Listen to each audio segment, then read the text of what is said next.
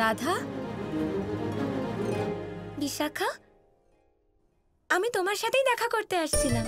তুমি জানো, যেমন তুমি বলেছিলে আমি সেরকমই করেছি। আর দেখো, কৃষ্ণ আমার থেকে ক্ষমাও চেয়েছে, আর আজও নিজেই দেখা করার সময় আর স্থান ঠিক করেছে। খুব ভালো। আর এখন তুমি ওর সাথে দেখা করতে যাচ্ছ তো? ঠিক আছে, কিন্তু হ্যাঁ, যখন তুমি ওর সাথে দেখা করতে যাবে তখন একটু দূরত্ব বজায় রাখবে। নিজে থেকে ওকে ডাকবে না, কৃষ্ণকে নিজেকে তোমার কাছে আসতে বাধ্য করবে। না বিশাখা, তার কোনো দরকার নেই। এমনিতেও কৃষ্ণ নিজের ভুল বুঝতে পেরেছে, আমার জন্য সেটাই যথেষ্ট। আমি ওকে আর দুঃখ দেব না।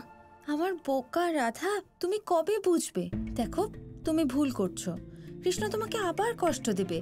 আমার কথা শোনো, আমি তোমাকে সাহায্যই করছি। যা সাহায্য করেছো তার জন্য অনেক অনেক ধন্যবাদ বিশাখা, কিন্তু আমি আর কৃষ্ণকে কষ্ট দেব না। ও হয়তো আমার জন্য অপেক্ষা করছে, তাই এখন আমাকে যেতে হবে আমার কৃষ্ণের কাছে।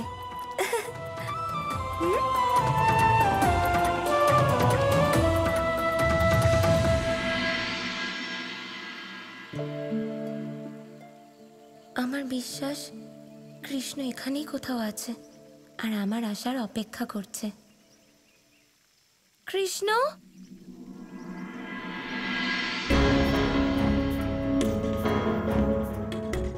কৃষ্ণ,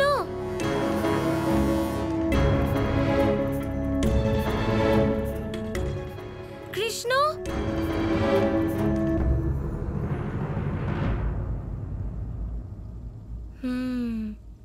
বুঝেছি, এইটার অপেক্ষা করছো তুমি।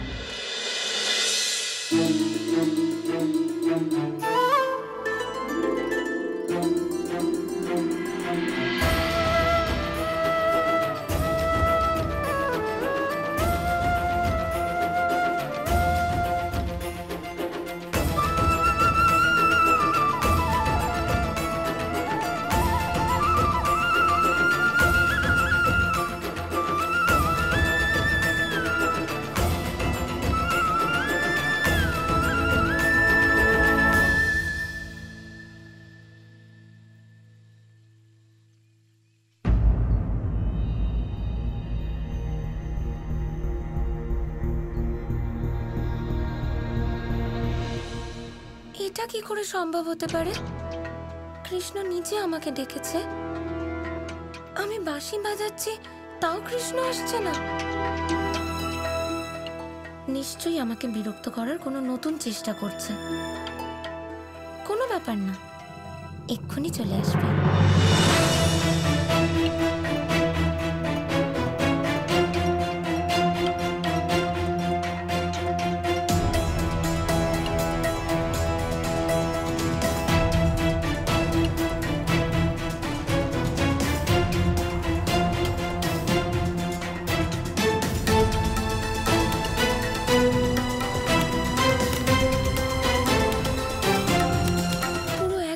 কেটে গেল, কোথায় গেল কৃষ্ণ?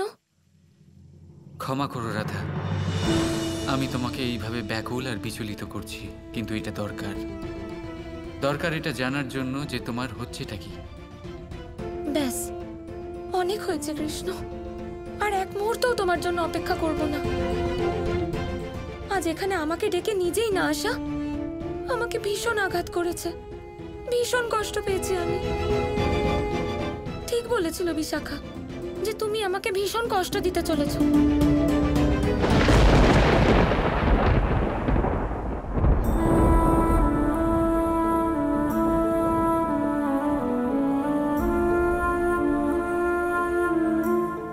এখন আসছো তুমি কৃষ্ণ, আমাকে ডেকে নিজেই এলে না। তোমাকে ডাকার জন্য আমি বাঁশিও বাজিয়েছি, তাও তুমি কোনো উত্তর দিলে না। কখন থেকে তোমার অপেক্ষা করছি, খিদে তৃষ্ণা ভুলেই প্রখর রোদে তোমার অপেক্ষা করছি, আর তুমি তাও এলে না। এসব তুমি কি বলছো রাধা? যদি তোমার খিদে পেয়েছিল তাহলে কোনো ফল পেড়ে খেয়ে নিতে। তুমি তৃষ্ণার্ত হলে ঝর্ণা তোমার সামনে, যদি তুমি রোদের কথা বলো, তাহলে এখানে কত বড় গাছ আছে যার কোনো একটার ছায়াতে তুমি বিশ্রাম নিতে পারতে। একে তো আসতে এত দেরি করলে, তার উপরে আমাকেই উপদেশ দিচ্ছ। কাল কত ক্ষমা চাইছিলে তুমি, আর আমি তোমাকে ক্ষমাও করেছিলাম, কিন্তু আজ তুমি তোমার প্রতিজ্ঞা ভাঙলে কৃষ্ণ। ভীষণ কষ্ট দিয়েছো তুমি আমাকে। আমি তোমার সাথে কোনো দিন কথা বলবো না।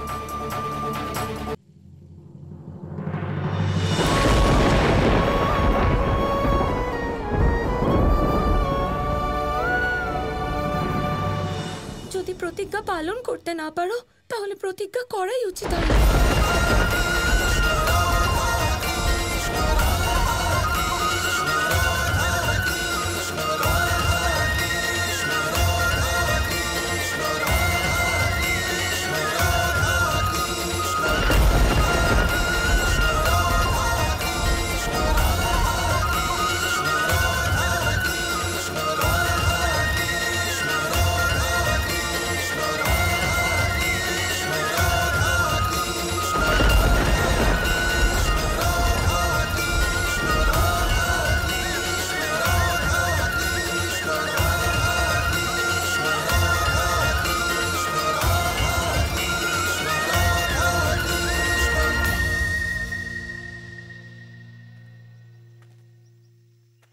কানাই, রাধার আবার কি হয়েছে?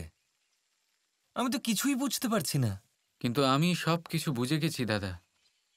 এই সংকেত হলো প্রেম আর প্রেমিকদের মধ্যে সবচেয়ে বড় বাধার সবচেয়ে বড় দোষ।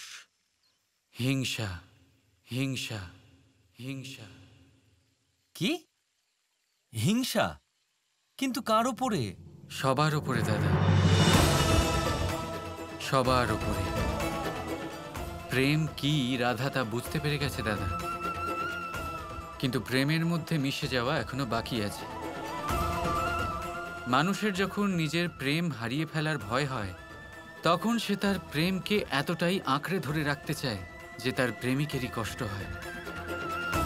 সে ভালোবাসা পেয়ে তো যায়, কিন্তু তা বজায় কিভাবে রাখতে হয় সেটা যখন কেউ বুঝতে পারে না, তখন সে প্রেমের ওপরে অধিকার ফলাতে চেষ্টা করে। আর তখনই জন্ম নেয় নিরাপত্তাহীনতার এই ভাবনা,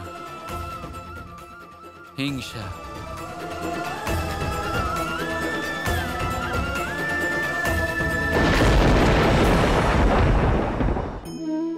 কখনো বৃষ্টির জন্য হওয়া কাদার মধ্যে দিয়ে আপনি নিজের বাড়ি ফিরেছেন?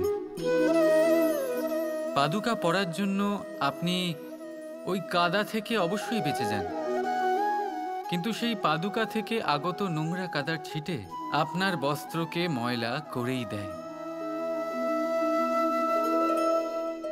কিন্তু তাও সেই ছিটের জন্য আপনার বস্ত্র ময়লা হয়ে যাবে, সেই জন্য আপনি পাদুকা পরা ছেড়ে দেন না। ঠিক সেইভাবেই জীবনে এমন কিছু মানুষও আসেন যারা পাদুকার মতো হন, যারা আপনাকে কাদার থেকে বাঁচিয়ে নেন, কিন্তু বস্ত্ররূপী আপনার মনের উপরে আশঙ্কার দাগ ছেড়ে যান। এইসব মানুষের জন্য নিজের মন ছোট করার কোনো প্রয়োজন নেই। প্রয়োজন আছে শুধু এটা ভাবার যে আপনি নিজের পা কাদার থেকে বাঁচাবেন নাকি আপনার বস্ত্র। জীবনে গম্ভীর হওয়া ভালো কথা, কিন্তু সমস্ত বিষয় যদি গম্ভীরভাবে ভাবতে থাকেন, তাহলে জীবনের আনন্দটাই শেষ হয়ে যাবে। এই সংসার অস্থায়ী, এখানে এমন কিছুই নেই যা চিরকাল জীবিত থাকবে। তাই যতক্ষণ এই জীবন আছে, সন্তুষ্টি আর আনন্দ নিয়ে বাঁচুন। নিজের ওপর আগত কাদার ছিটের দিকে মন দেবেন না, শুধু আনন্দ বিতরণ করুন। মন প্রসন্ন হয়ে বলবে, রাধা রাধা।